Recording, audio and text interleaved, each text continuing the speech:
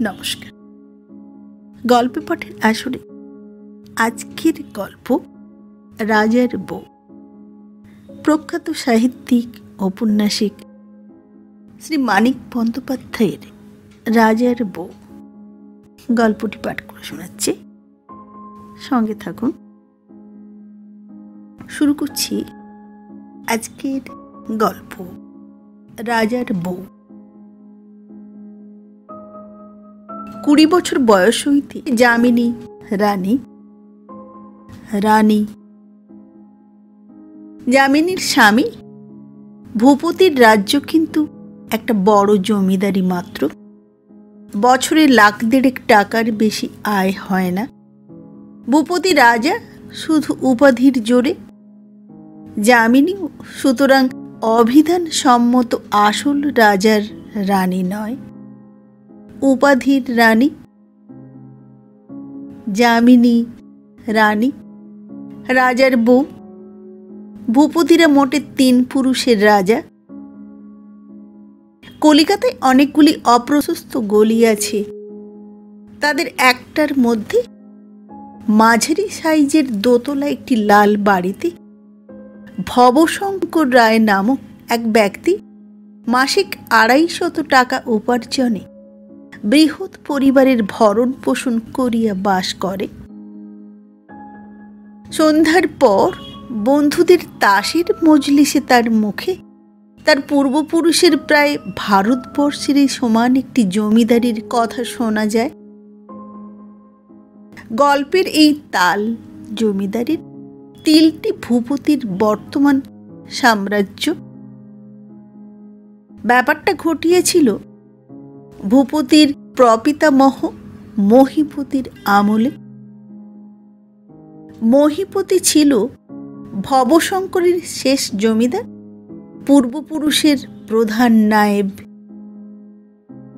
নিজেকে সে বলিত দেওয়ান, কিন্তু কর্তা ডাকিতেন নায়েব মশাই বলিয়া।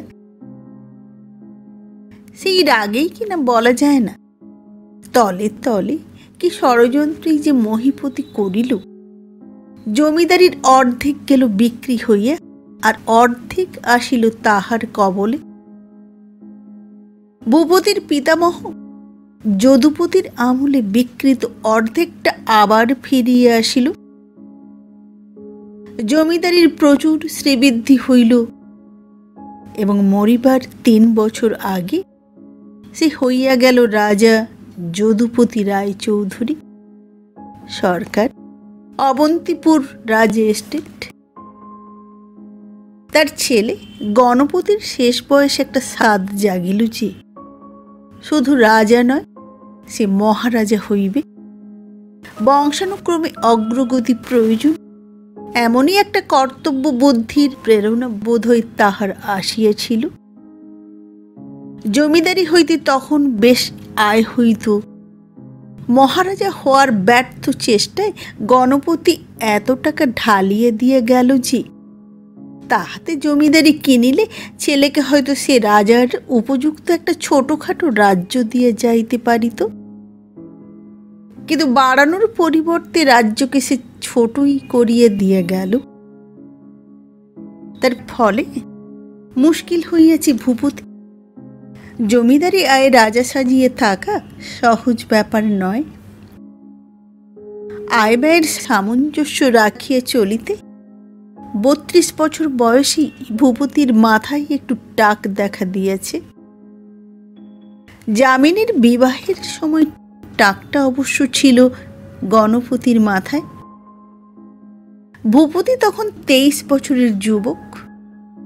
মাথা ভরা নিকোষ কালো চুলে সে তখন চাকরের সাহায্যে সযত্নে সিঁথি কাটিত। যামিনী রূপসী, রাজার বউ বলিয়া সে রূপসী নয়, রূপসী বলিয়াই রাজার বউ। সকল রূপের মতো যামিনীর রূপ ঐতিহাসিক। রূপের ইতিহাস ব্যাপারটা এই রকম। 4 পুরুষ আগে যে দরিদ্র বংশের প্রত্যেকটি নরনারীর গায়ের রং ছিল সাঁওতালদের মতো কালো এবং চেহারা ছিল চীনাদের মতো কুৎসিত, চার পুরুষ ধরিয়ে সে বংশের সিন্দুক যদি টাকায় ভরা থাকে, তবে দেখা যায় চার পুরুষ এই বংশের কালিমা নিঃশেষে মুছিয়ে গিয়ে রূপ ও শ্রীর স্তূপ জমিয়ে গিয়েছে। যামিনী রাজার মেয়ে নয়, কিন্তু বনেদি ঘরের মেয়ে। অনেক পুরুষ ধরিয়া তাদের লোহার সিন্দুকে অনেক টাকা, অনেক পুরুষের জমা করা রূপ তাই যামিনীকে রূপকথার রাজকুমারীর বাস্তব প্রতিনিধির মতো সুন্দরী করিয়েছে। পার্থিব তিলোত্তমার মতো বহুকাল ধরিয়া বহু বিভিন্ন রূপসীর রূপ তার মধ্যে সঞ্চিত হইয়াছে। তার বঙ্কিম ভ্রু হইতে পায়ের গোলাপি নখর পর্যন্ত বিচিত্র রূপরেখা ও বিমিশ্র বর্ণ লালিত্যের সমাবেশ। বিবাহের পূর্বে রানী হওয়ার আশীর্বাদ যামিনী অনেক শুনিয়াছিল, কিন্তু রানীত্ব মানুষের ঠিক কী ধরনের অস্তিত্ব সে বিষয়ে কোনো জ্ঞান না থাকায় রানী হওয়ার স্বপ্ন সে দেখিত না। একদিন যে তাকে সত্য সত্যই রানী হইতে হইবে এ ধারণাও রাখিত না। রাজবধূ হইয়া প্রথম বছরটা তার তাই একটু বিহ্বলতা ও ভয়ের মধ্যে কাটিয়ে গিয়েছিল। ধরন ধারণ চালচলন কিছুই তার শিখিতে বাকি ছিল না। বনেদি মুন্সিয়ানার সঙ্গে জটিল জীবনকে ঠিকমতো বুনিয়ে চলিবার শিক্ষা তাহার জন্মগত। কিন্তু হাজার বনেদি ঘরের মেয়ে হোক, রাজরাজড়ার বাড়িতে ঠিক রক্তমাংসের মানুষই থাকে কিনা এ বিষয়ে তার মনে একটা সংশয় বরাবর থাকিয়ে গিয়েছিল। তার কুমারী জীবনের রাজারা সকলেই ছিল উপকথা, রামায়ণ, মহাভারত ও ইতিহাসের অন্তর্গত।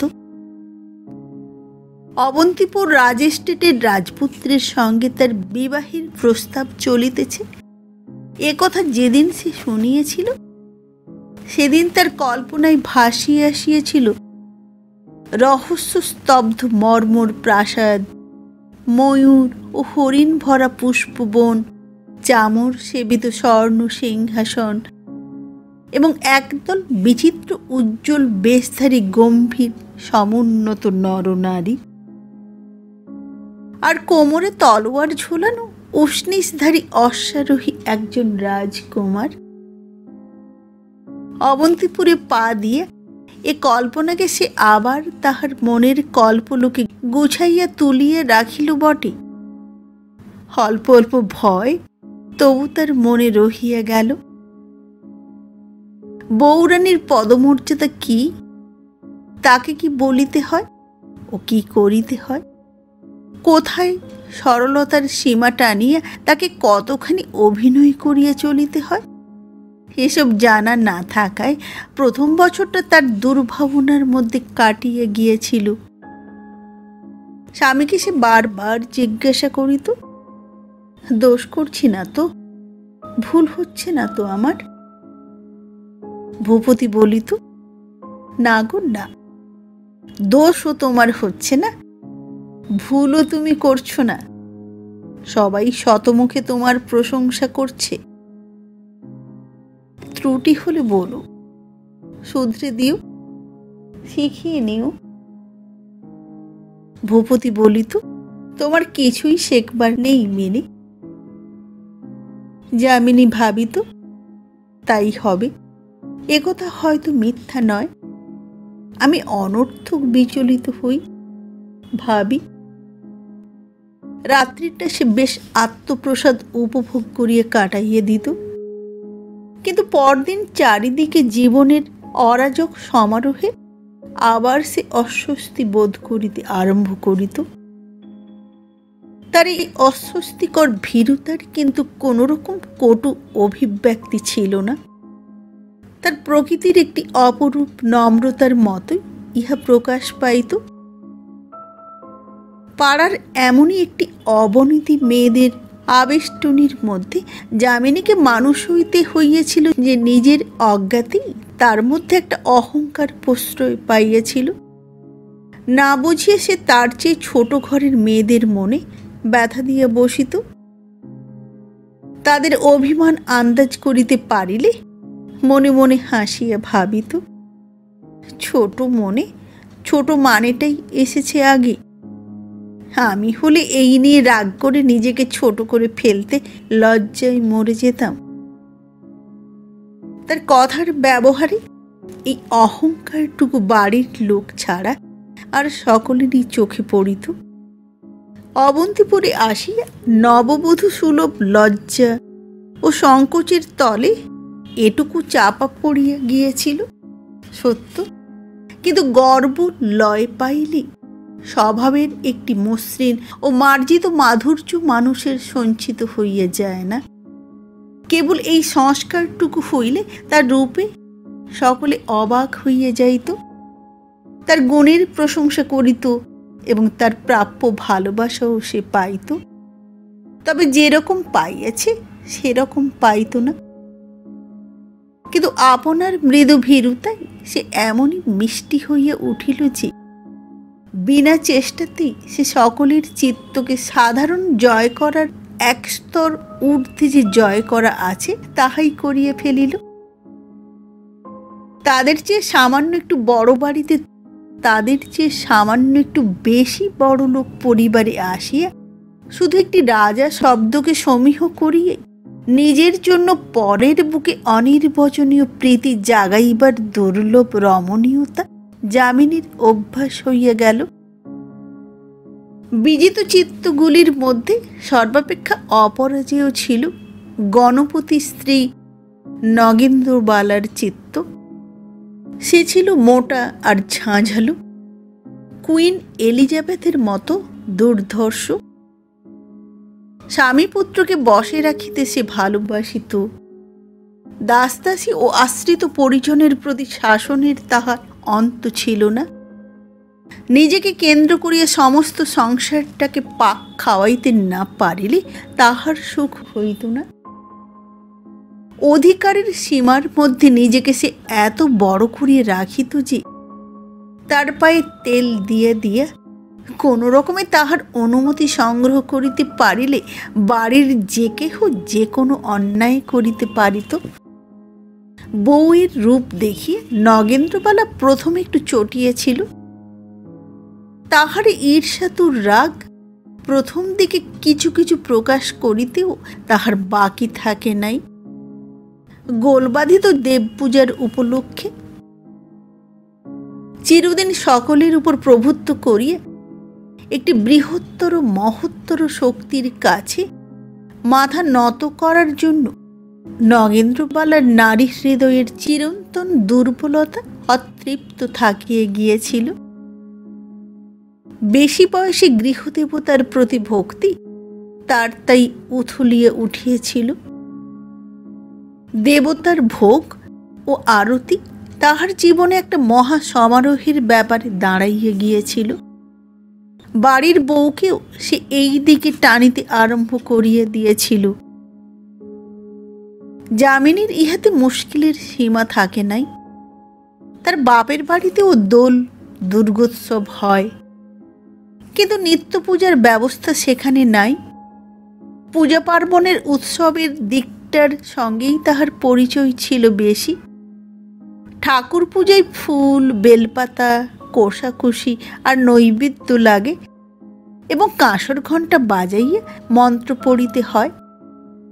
এর বেশি জ্ঞান তাহার ছিল না।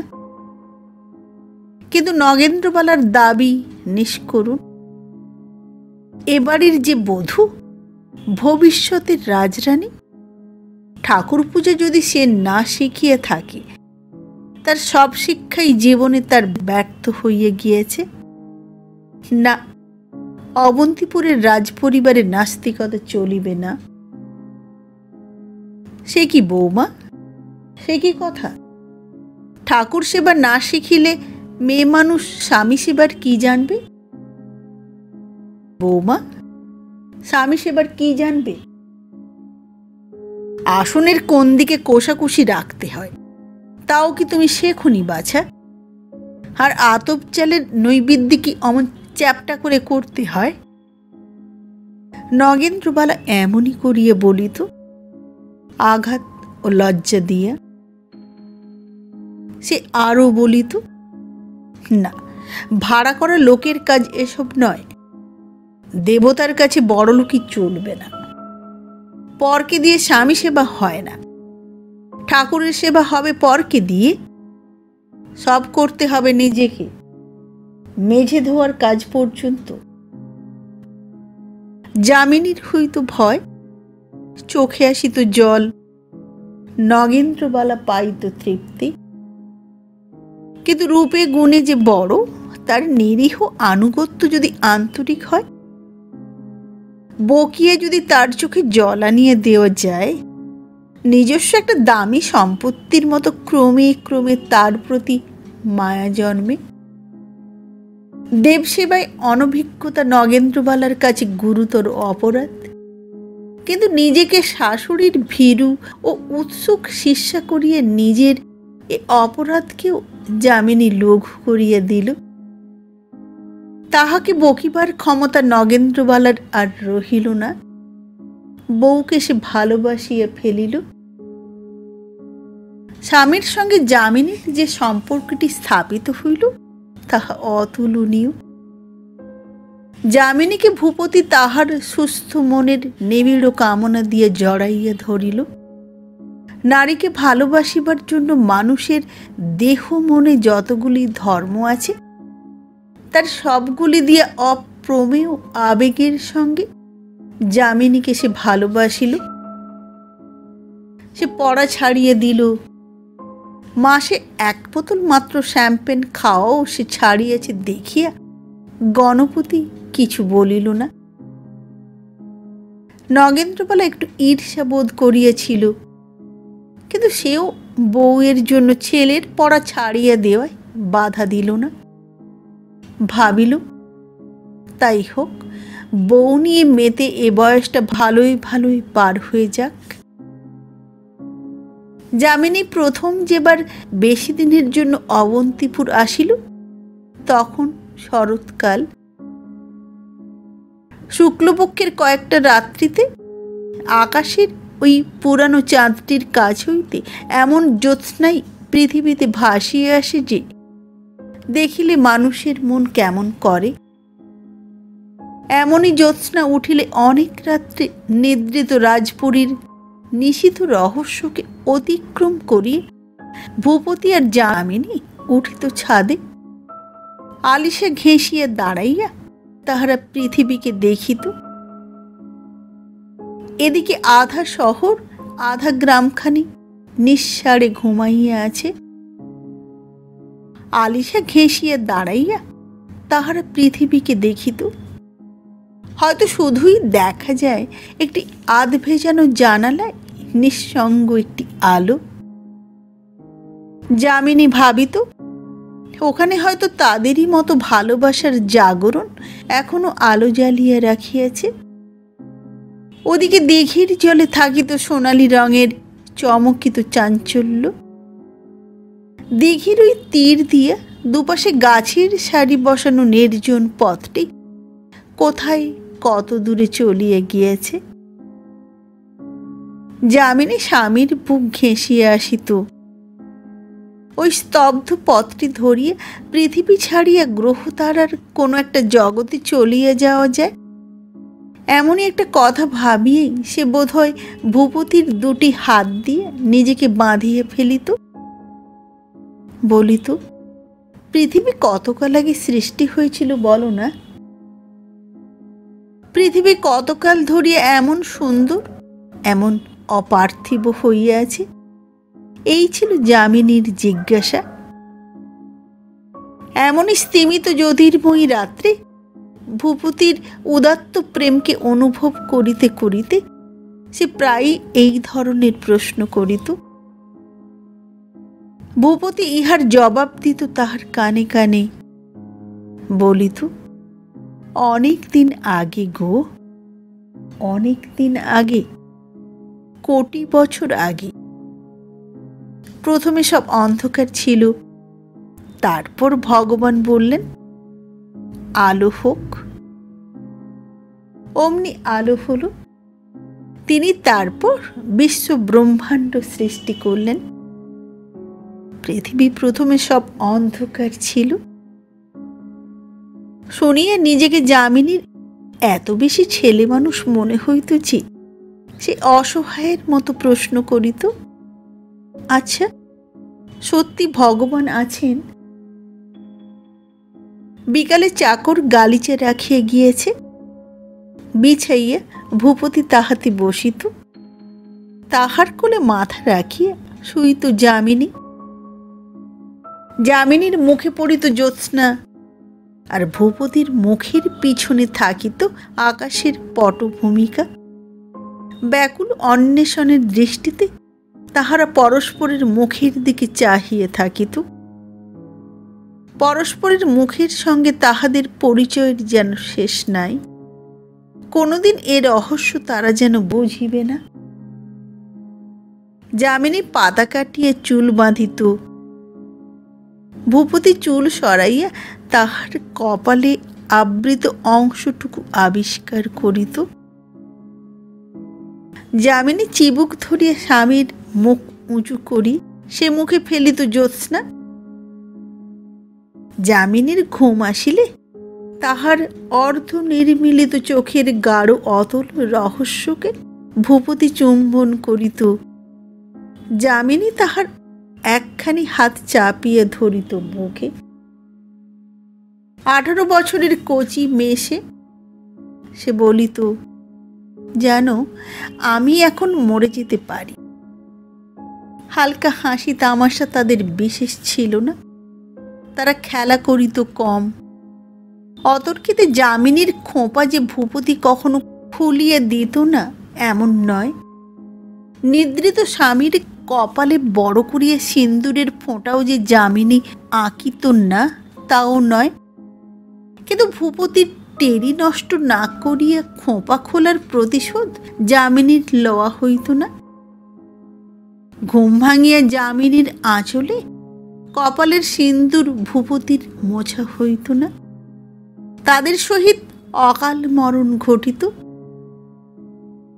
তারা বুঝিতেও পারিত না কখন তারা গভীর অলৌকিক ভাবাবেগে আচ্ছন্ন অভিভূত হইয়া গিয়েছে। যে বয়সে প্রেম বহির্বস্তুকেই আশ্রয় করিয়া থাকে বেশি, প্রেমকে লইয়া দুজন মানুষ যে বয়সে শিশুর মতো অর্থহীন খেলা খেলে, ধরা দেওয়ার চেয়ে পলাইয়া বেড়ানোই যখন বেশি মজার ব্যাপার, পূর্ণ পরিণত বয়স্ক মানুষের মতো তখন তারা সাগরের মতো অতল উদ্বেলিত ভালোবাসার বিপজ্জনক বস্তুর অভিনয় করিয়ে চলিত। বিপজ্জনক এই জন্য মনের পরিণতি তাদের কারো হয় নাই। মনে প্রাণে ছেলে মানুষ ছাড়া তার আর কিছুই ছিল না।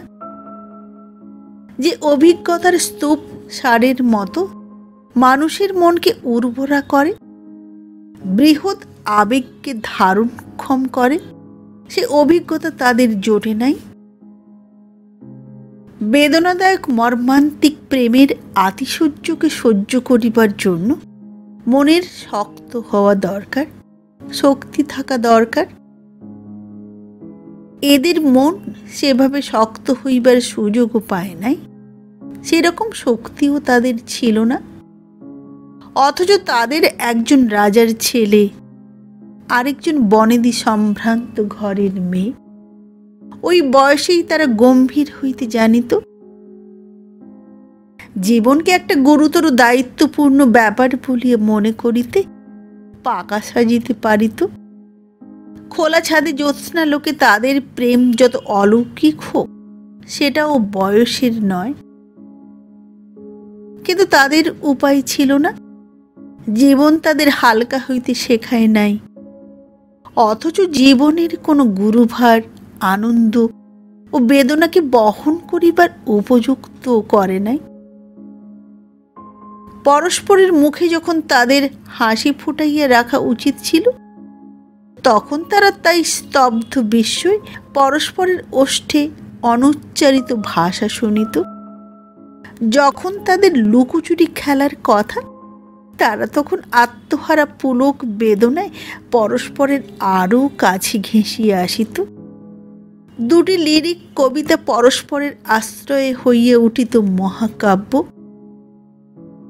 জীবন কাব্যের ধরাবাঁধা ছন্দ ও নিয়মাধীন কাব্যরূপের হিসাবে, যাহা অসঙ্গতি, যাহা অনিয়ম। যামিনীর বিবাহের 3 বছর পরে অবন্তিপুর রাজবাড়িতে দুটি বিশেষ ঘটনা ঘটিল। গণপতির মৃত্যু ও ভূপতির পুত্রলাভ। 1 মাসের মধ্যে নগেন্দ্রবালা হইল রাজমাতা, ভূপতি হইল রাজা, আর যামিনী হইল রানী ও ছেলের মা। রানীর তো যামিনী এমনি পাইল, কিন্তু ছেলে তত সহজে মিলিল না। ব্যাপার এমনই দাঁড়াইয়েছিল যে তার এবং তার ছেলের বাঁচিবার কথা নয়। কলিকাতার 3 জন বড় বড় ডাক্তার কি এক অদ্ভুত উপায়ে তাদের দুজনকে বাঁচাইয়ে দিলেন, কিন্তু সেই সঙ্গে কানের কাছে একথাও বলিয়া গেলেন যে এই প্রথম এবং এই শেষ, যামিনীর আর ছেলে মেয়ে হইবে না। না হোক, রাজবংশটি রক্ষা পাইয়াছে, বংশটি রক্ষা পাইয়াছে। ছেলেটা শেষ পর্যন্ত বাঁচিয়া থাকিলে ভূপতির আরেকবার বিবাহ না করিলেও চলিবে। বংশরক্ষা পাওয়ার সান্ত্বনাটি নগেন্দ্রবালার এবং অন্যান্য সকলের, কিন্তু ভূপতির আবার বিবাহ করিতে হইবে না এ আশ্বাস যামিনীর নিজস্ব, আর কারো নয়। ভূপতির মনোভাব সঠিক জানিবার উপায় ছিল না। রাজা হওয়ার আগেই সে একটু একটু করিয়া বদলাইয়া যাইতেছিল। রাজা হইয়া সে আরও বদলাইয়া গেল। না, শ্যাম্পেন অথবা নারী নয়। রাজা হইলেই যে ওসব আপদ আসিয়া জুটিবে এমন কোনো কথা নাই। ভূপতির পরিবর্তন কাব্যের প্রতিশোধ। কেবল অন্তরের আশ্রয় করিয়া মানুষ বাঁচিতে পারে না। যামিনীর সঙ্গে সীমাত্তলিত ভালোবাসার খেলা খেলিতে খেলিতে ভূপতি শ্রান্ত হইয়া পড়িয়াছিল। সে বাহিরে আশ্রয় খুঁজিতেছিল। আশ্রয়ের অভাবও ছিল না তার। যামিনীর জন্য এতদিন বরং সে ইহাকে চলিতেছিল এড়াইয়া। যামিনীর মতো বউ পাইলে হৃদয়ের অনেক প্রয়োজন মিটিয়ে যায়, কিন্তু জীবনের দাবি থামে না। ভূপতির কাছে সংসারের দাবি ছিল বিপুল। তার জন্ম মুহূর্তে রাজবাড়ির শতাধিক নরনারী ও 1.5 লাখ টাকার আয়ের জমিদারির ভবিষ্যৎ ভার তাহাকেই বাহক বলিয়া দাবি করিয়েছিল। শৈশব হইতে জীবন তাহার বাহিরের সমারোহে ভারাক্রান্ত। তার কাব্যের কোনোদিন শেষ থাকে নাই। সন্তানের আবির্ভাবে যামিনী ও তাহার মধ্যে যে সাময়িক ছেদ পড়িল, সেই সুযোগে ভূপতি তার নিজস্ব জগৎটি তৈরি করিয়া লইল। গণপতির মৃত্যুতে জমিদারির সমস্ত ভার লইতে হওয়ায় অপরিহার্য কর্তব্যের খাতিরে এই জগৎ তার কায়েমি হইয়া গেল।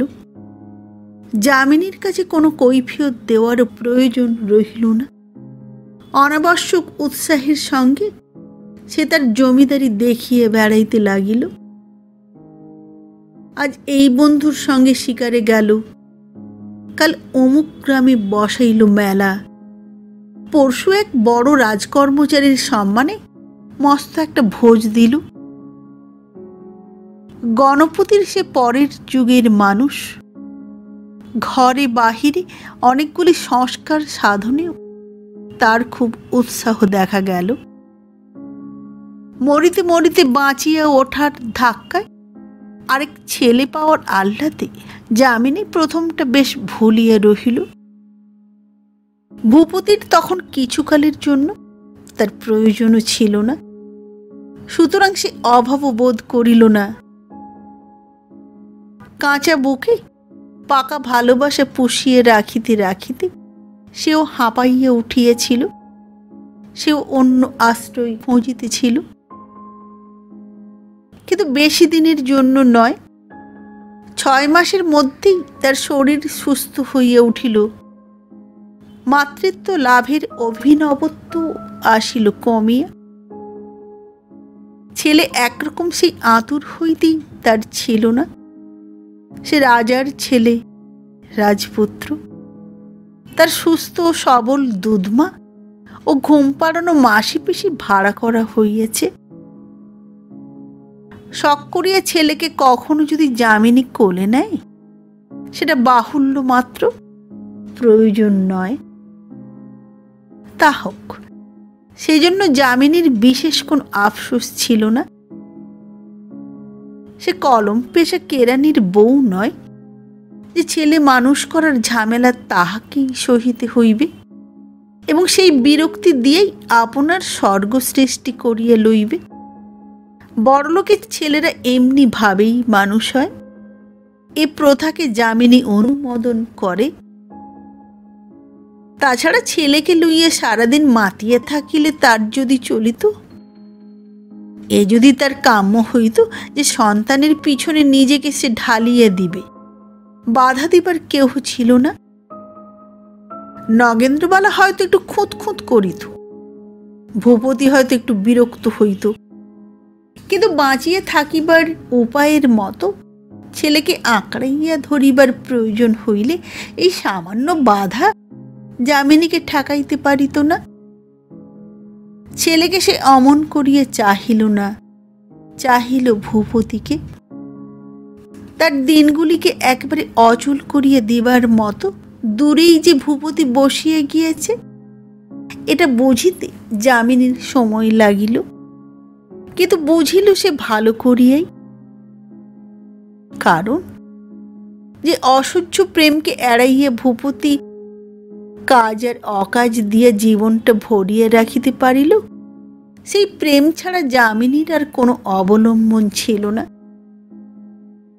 ব্যাকুল উন্মাদনাময় ভালোবাসা বহিয়া বহিয়া তার হৃদয় শ্রান্ত অবসন্ন হইয়া যাক, ভূপতির সান্নিধ্য সহিতে না পারিয়া মাঝে মাঝে তার ছুটিয়া পলাইতে ইচ্ছা হোক। কবিতা লিখিবার পর কবি যেমন মরিয়া যায়, রাত্রি প্রভাতের পর সারাদিন সে তেমনি ভাবে মরিয়া থাকে। ভূপতিকে সে চোখের আড়াল করিতে পারিবে না। সে নারী, সে বন্দিনী, তার মুক্তি নাই। তার কামনার বিবর্তন চিরদিনের জন্য অসম্ভব হইয়া গিয়েছে। সে একবার ভালোবাসিয়াছে, প্রাণ বাহির হইয়া যাওয়া পর্যন্ত মুহূর্তের বিরাম না দিয়ে সে ভালোবাসিবে। অথচ সাধারণ হিসাবে ধরিলে ভূপতি যে তাকে বিশেষ অবহেলা করিতে আরম্ভ করিয়াছিল তা বলা যায় না। প্রাথমিক মিলনোচ্ছ্বাস কমিয়া আসিলে যে কোনো সুখী দম্পতির পরস্পরের প্রতি যে পরিমাণ স্বাভাবিক উদাসীনতা আসে, ভূপতির তার বেশি আসে নাই। বাড়ি থাকিলে এবং কাজ না থাকিলে যামিনীর সঙ্গই সে খুঁজিয়ে লইত। বিদায় নেওয়ার সময় যামিনী তাকে আরও একটু থাকিতে বলিলে খুশি হইয়ে সে আরেকটু তার কাছে থাকিত। যামিনী অনুরোধ করিলে মাঝে মাঝে প্রয়োজনীয় কর্তব্যকে অবহেলা করিতেও তাহার বাধিত না। বিনিদ্র যামিনীর সঙ্গে সমানে সে রাত জাগিত না বটে, কিন্তু রাত্রি 10টার মধ্যেই ঘরে আসিত।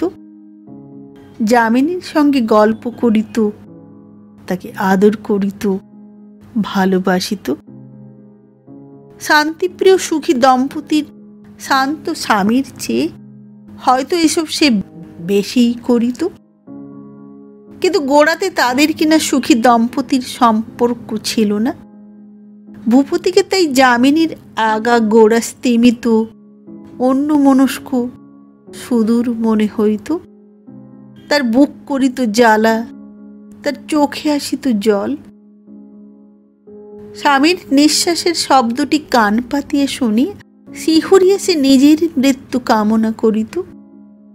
এবং এমনি অপরিবর্তনীয় এই পৃথিবী আর আকাশের গ্রহ তারার বিবর্তন যে প্রতি পূর্ণিমা ও পূর্ণিমার আগে পিছে কতগুলি রাত্রি জ্যোৎস্নায় আলো হইয়া থাকিত। অবন্তিপুর রাজ এস্টেটের রাজার বউ তখন বিছানায় উঠিয়া বসিত, ব্যাকুল হইয়া ভাবিত, আমার সবই আছে, কিন্তু কি নাই। স্তরে স্তরে সাজানো তার জীবন, তার রাজ্য আছে, রাজা আছে, প্রেমিক আছে, ছেলে আছে, শতাধিক হৃদয়ের প্রীতি আছে, অতীত ভবিষ্যৎ সবই আছে, পরকাল পর্যন্ত। তবু কি চায় সে? স্বামীর ঘুম ভাঙাইয়া একবার ছাদে যাইতে চায়, শুধু এই কামনা তার। এইটুকু পাইলেই সে পরিতৃপ্ত হইয়া যাইবে। যামিনী স্বামীর গায়ে হাত রাখিত, কিন্তু তাকে ঠেলিয়া তুলিতে পারিত না। তার কান্না আসিত, তার সীমাহীন দুঃসহ প্রেমের মতো ক্রন্দন বেগে সে কাঁপিয়া কাঁপিয়া উঠিত। সকালে বলিত, কাল এমন সুন্দর জ্যোৎস্না উঠেছিল। ভূপতি বলিত, দেখেছি, রাত্রে একবার উঠেছিলাম। যামিনী তখন হাই তুলিয়া বলিত, জানো গো, কাল রাতে আমার ভালো ঘুম হয়নি। ভূপতি বলিত, আমায় ডাকলে না কেন? গল্প করে তোমায় ঘুম পাড়িয়ে দিতাম। গল্প? হায় ভগবান, রাত জাগিয়া গল্প? যামিনীর মনের ভাবটা হইত এই রকম। সংসারে রাজার বউকে কম কর্তব্য পালন করিতে হয় না। যামিনীরও অনেক কাজ ছিল। গণপতির মৃত্যুর পর নগেন্দ্রবালা অল্পে অল্পে রানীত্বের বোঝা বউয়ের কাঁধে নামাইয়া দিতেছিল। ইহলোকে কর্তৃত্ব করিবার স্বাদ বোধ হয় তার মিটিয়েছিল। এবার পরলোককে আয়ত্ত না করিলেই নয়। এই চেষ্টা করিতে করিতে বছর 2 পরে সে ওইখানে চলিয়া গেল। যামিনীর কাজের আর অন্ত রহিল না। বিচিত্র সে কাজ। ঠাকুরের নৈবেদ্য সাজানো ছাড়া নিজের হাতে কিছুই করিবার নাই।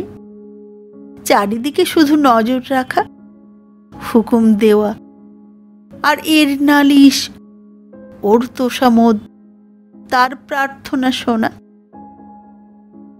রাজ সিংহাসনের যেমন একদিনের জন্য রাজহীন হওয়া চলে না, রাজ অন্তঃপুরেও তেমনি অহরহ কেন্দ্র চাই।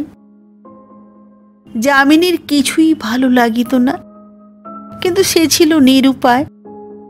তার ইচ্ছা অনিচ্ছার দিকে চাহিয়ে নয়, নিজের প্রয়োজনেই রাজসংসার তাকে ঘিরিয়া পাক খাইতে লাগিল।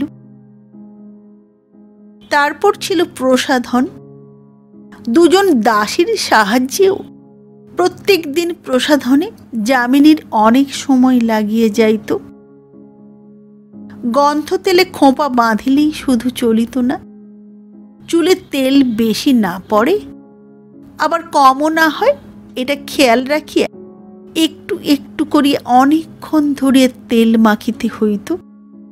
চোখে অদৃশ্য কাজল পরানোর কাজটা এমন সূক্ষ্ম যে বিস্তারিত ভূমিকা না করিয়া দাসী তুলি তুলিতে সাহস পাইত না। দুধের সর ভিজানো জলে 4-5 বার মুখ ভিজাইতে, বাহুতে চন্দন মাখাইয়া মুছিয়া তুলিতে, পায়ে আলতা পরিতে এবং এমনই সব আরও অনেক কিছু করিতে আকাশের কত উঁচুর সূর্যটি গাছের শিওরে নামিয়ে যাইত।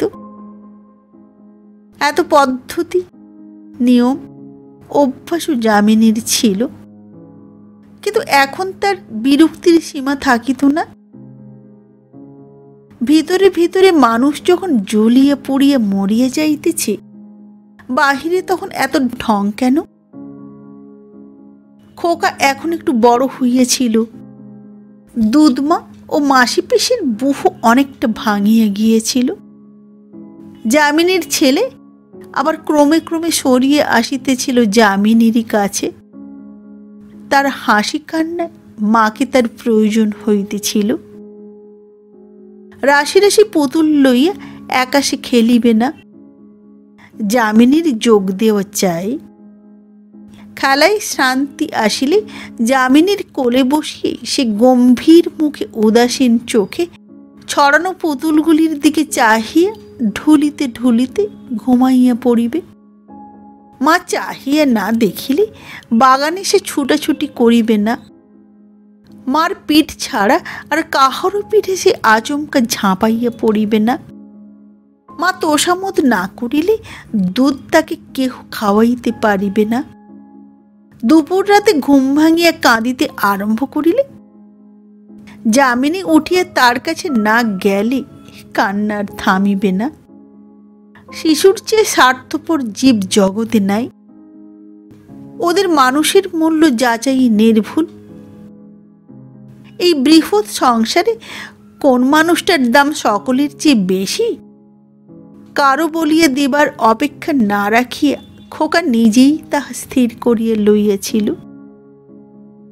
যামিনীর মন্দ লাগিত না, আরো বেশি ভালো যাতে লাগে সেজন্য প্রাণপণ চেষ্টাও সে করিত। কিন্তু অনেক দেরি হইয়া গিয়েছে। স্বামীর উত্তাল ভালোবাসার জন্য তীব্র অপূরণীয় ক্ষুধা তার অস্তিত্বের স্বতন্ত্র বিচ্ছিন্ন ধর্মে পরিণত হইয়া গিয়েছে। এখন আর তাকে বদলানো যায় না, বিকৃত করা চলে না। স্বামীর অনায়ত্ত স্পর্শকে শুধু কল্পনায় অনুভব করিয়া তার চলিতে পারে, কিন্তু তার বদলে খোকাকে বুকে চাপিয়ে স্বাদ মেটানো যায় না। কল্পনাকে যামিনী বিস্ময়কর পটুতার সঙ্গে ব্যবহার করিতে আরম্ভ করিয়েছিল। নিজেকে সে যেন দুটি ভাগে ভাগ করিয়া ফেলিয়েছিল। এক ভাগ দিয়ে সে তাহার সাধারণ জীবনটা যাপন করিয়া যাইত, রানী সাজিয়ে থাকিত, স্ত্রী ও মাতার কর্তব্য পালন করিত, দৈনন্দিন জীবনের ছোট বড় সুখ দুঃখের নিজস্ব অংশটি গ্রহণ করিত। অন্য ভাগ দিয়া সে করিত কল্পনা। নিজেকে বাঁধা সচল জীবনের আড়ালে অবসর রচনা করিয়া লইয়া আপনার অচল জীবনকে মনে মনে সে গতি দিত। তার সর্বাঙ্গ উত্তপ্ত হইয়া উঠিত, চোখে ফুটিয়া উঠিত উজ্জ্বল অপার্থিব জ্যোতি। একটা উত্তেজিত উল্লাসে তার রক্তের গতি চঞ্চল হইয়া উঠিত।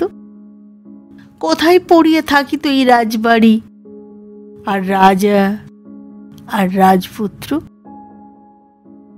দিনের পর দিন ধরিয়া নিঃসঙ্গ বিরোহী মুহূর্তগুলিকে তিল তিল করিয়া সৃজিত বাস্তবধর্মী কল্পলোকে যামিনীর বিবাহের প্রথম বৎসরটির বারংবার আবর্তন চলিত। জ্যোৎস্না রাতে যামিনী একাই উঠিত গিয়া ছাদে। প্রথমে আলিশা ঘেঁষিয়া সে নিঝুম হইয়া দাঁড়াইয়া থাকিত। হয়তোবা কোনোদিন প্রথম দিকে তার দু চোখ জলে ভরিয়া আসিত। ঘুমন্ত স্বামীকে, নিস্তেজ বাস্তব জীবনকে সদ্য সদ্য পিছনে ফেলিয়া আসিয়া সহসা সে কল্পনাকে উদ্ভ্রান্ত করিয়া দিতে পারিত না।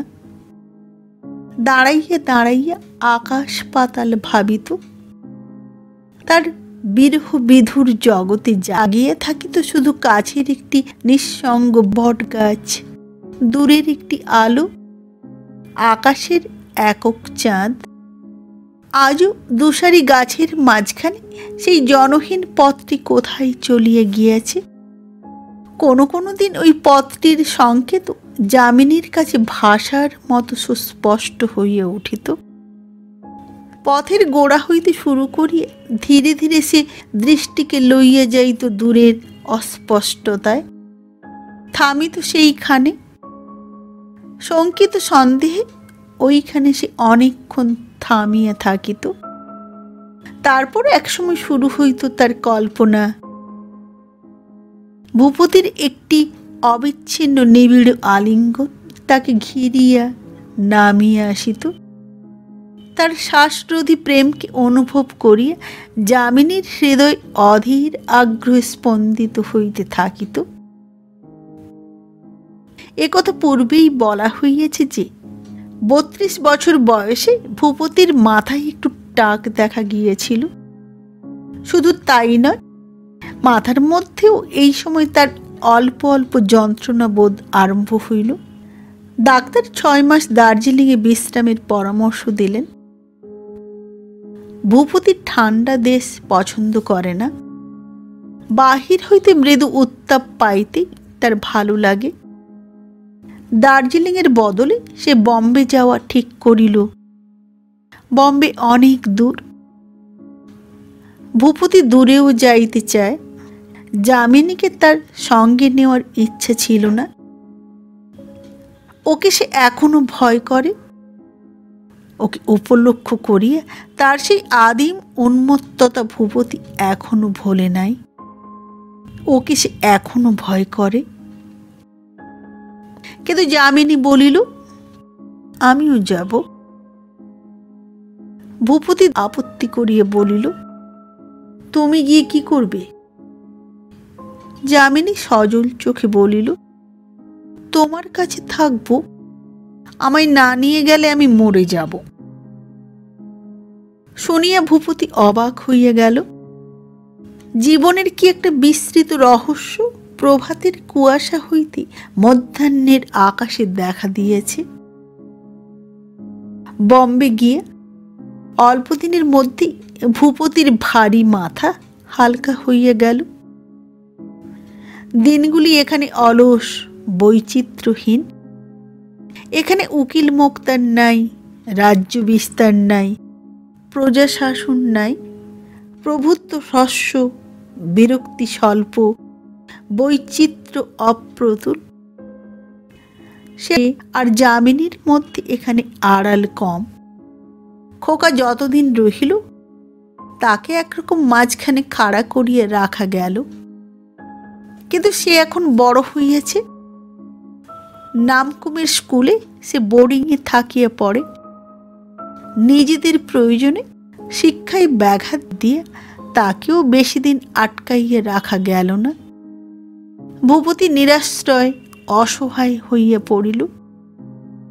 তাই একদিন সে যামিনীকে বলিল, তুমি এখনো তেমনি আছো মেনে, প্রায় তেমনিই আছো। যামিনী বলিল, তাই কি কেউ থাকে? আমি কত বদলে গিয়েছি। তারা পরস্পর চোখের দিকে চাহিল, কিন্তু পরস্পরকে তারা আর খুঁজিয়ে পায় না। না শীত না গ্রীষ্ম, বম্বের আবহাওয়া ধর্মহীন, নিরপেক্ষ। বম্বের পথ দিয়া জগতের যাবতীয় ধর্মের লোক চলাচল করে। বম্বে শহর ঘুমায় এবং জাগে। বম্বের আকাশে চাঁদ উঠিতে ছাড়ে না। অবন্তিপুরের রাজা জীবনের যে স্তরগুলি দেশে নামাইয়া রাখিয়া আসিয়াছে, তার তলাকার স্তরগুলি ধীরে ধীরে প্রাণ সঞ্চার করে। ইটের সমাধিমুক্ত মুমূর্ষু সাদা ঘাসের মতো। ভূপতির ভয় করে ইচ্ছা শক্তির নিচে আবার সে এই প্রাণকামী কামনাগুলিকে চাপা দিতে চায়। অবন্তিপুরে ফিরিয়ে যাওয়ার কথা ভাবে, কিন্তু মৃত্যুর চেয়ে বড় যার দাবি তাকে ঠেকানো যায় না। জাগরণকে একদিন হয়তো ঘুমের মধ্যে ডুবাইয়া দেওয়া যায়, কিন্তু ঘুম যখন ভাঙিতে থাকে, জাগিয়ে ওঠাকে তখন আর কিছুতেই এড়ানো যায় না। প্রথমে ভূপতি বুঝি ভাবিয়েছিল যামিনী আজও তেমনই আছে। ভালো করিয়া চোখ মিলিয়ে চাহিতে শিখিয়ে এ ভুল তার ভাঙিয়ে যায়। যামিনীকে এখনো চাহিলেই পাওয়া যায়, সেই সঙ্গে কি যেন পাওয়া যায় না। স্বামীর বাহুবেষ্টনের মধ্যেও যামিনীর একদিন যেমন তাকে স্তিমিত, সুদূর, অন্যমনস্ক মনে হইত, এবং এখনো খেয়াল করিলে হয়। আর যামিনীকে ভূপতির তেমনই নিস্তেজ, তেমনই ঘুমন্ত মনে হইতে থাকে। স্বামীর নবজাগ্রত প্রেমকে যামিনী গ্রহণ করিতে পারে না। সে তার কল্পনাকে লইয়া দিন কাটায়। তার অর্ধ নির্মিলিত চোখে ভূপতি যখন ব্যাকুল দৃষ্টিতে তার পূর্ব পরিচিত অতুল রহস্যকে সন্ধান করে, যামিনী তখন অন্য একজন ভূপতির স্বপ্ন দেখে। অন্য একজন ভূপতির দুচোখ ভরা ব্যগ্র উৎসুক প্রেমকে যাচিয়া লয়। নিশীথ রাত্রে ভূপতি বিনিদ্র চোখে বসিয়ে থাকে বিছানায়। যামিনী মৃদু মৃদু নিঃশ্বাস ফেলিয়ে ঘুমায়। সকালে ভূপতি বলে, কাল ভালো ঘুম হয়নি মিনি। যামিনী বলে, মাথা ধরেছিল, আমায় ডাকুনি কেন? আজ আবার ওষুধটা তাহলে খাও। একদিন অপরাহ্নে তারা ভেয়ার লেকে বেড়াইতে গিয়েছিল। এই লেক হইতে বোম্বে শহরের জলার্থীদের জল সরবরাহ করা হয়। দৃশ্য ভারী সুন্দর। অনেকে লেকের ধারে পিকনিক করিতে যায়। ভূপতির পাশে বসিয়ে তাকে যামিনী ভুলিয়ে গিয়েছিল। চারিদিকে চাহিয়ে দেখিতেই তার ভালো লাগিতেছে। তার ভূপতির সান্নিধ্য অনুভব করিবার অবসর ছিল না। চারিদিকে কত গাছপালা, সবগুলির নামও সে জানে না। কাছের কতকগুলি পাম গাছের গোড়া হইতে ডগা পর্যন্ত দেখা যায়, কিন্তু খানিক দূরে জলের কাছাকাছি এক স্তূপ সবুজ রহস্যের মধ্যে 8-10টা গাছ প্রথিত হইয়াছে। ওই গাছগুলি আর তার মাঝখানে লেকের তীর নিচু। লেকের জল ভিতরের দিকে ঠেলিয়ে আসিয়াছে। 4-5টি বোবা পশু ওখানে জল খাইতে নামিল। ওপারে এলাইত পাহাড়, জল গোড়া ছুঁইয়া আছে। হঠাৎ ভূপতি যামিনীর একখানি হাত দুহাতের মুঠায় শক্ত করিয়া চাপিয়ে ধরিল। এত জোরে ধরিল যে যামিনীর তাতে ব্যথা পাওয়ার কথা। যামিনী মুখ ফিরাইয়া অবাক হইয়া গেল। কি হয়েছে? হাতে লাগে যে আমার, কিন্তু সেদিন লাগিত না। ভূপতি তার হাত ছাড়িয়ে দিল। তার মুখ দেখিয়া যামিনীর সবই বোঝা উচিত ছিল, কিন্তু কিছুই সে বুঝিল না। একটা সন্দেহ করিয়া পরম স্নেহে আবার জিজ্ঞাসা করিল, কি হয়েছে? অসুখ বোধ করছো? ভূপতি বলিল, না, অসুখ নয়। যামিনী তার দিকে আরেকটু সরিয়ে গিয়ে নিজের ব্যথিত হাতখানা তার লজ্জিত হাতের উপর রাখিয়া ওপারের পাহাড়ের দিকে চাহিয়া রহিল। ভূপতি যাহা চায় তার মধ্যে তাহা আছে। তাহাদের সেই অনির্বচনীয় অতৃপ্ত প্রেম, কিন্তু তার নাগাল পাইতেছে না। একদিন হয়তো যামিনীর কল্পনা থামিয়া যাইবে, হয়তো আকুল হইয়া আজ রাত্রেই অন্ধকারে সে এই বাস্তব ভূপতিকে খুঁজিবে, কিন্তু ভূপতি তখন হয়তো জাগিয়ে নাই। আবার কাল রাত্রে ভূপতি যখন আলো জ্বালিয়া অপলক চোখে তার মুখের দিকে চাহিয়ে থাকিবে, সে হয়তো তখন ঘুমাইয়া আছে। একসঙ্গে তারা যে আজ পরস্পরকে দাবি করিবে তার বাধা অনেক। নমস্কার। রাজার বউ গল্পটি পাঠ করে শোনালাম। সঙ্গে থাকুন। ভালো লাগলে চ্যানেলটি সাবস্ক্রাইব করুন, লাইক করুন, শেয়ার করুন। আবার দেখা হবে আগামী পর্বে একটি নতুন গল্প নিয়ে। আজকের মতো নমস্কার।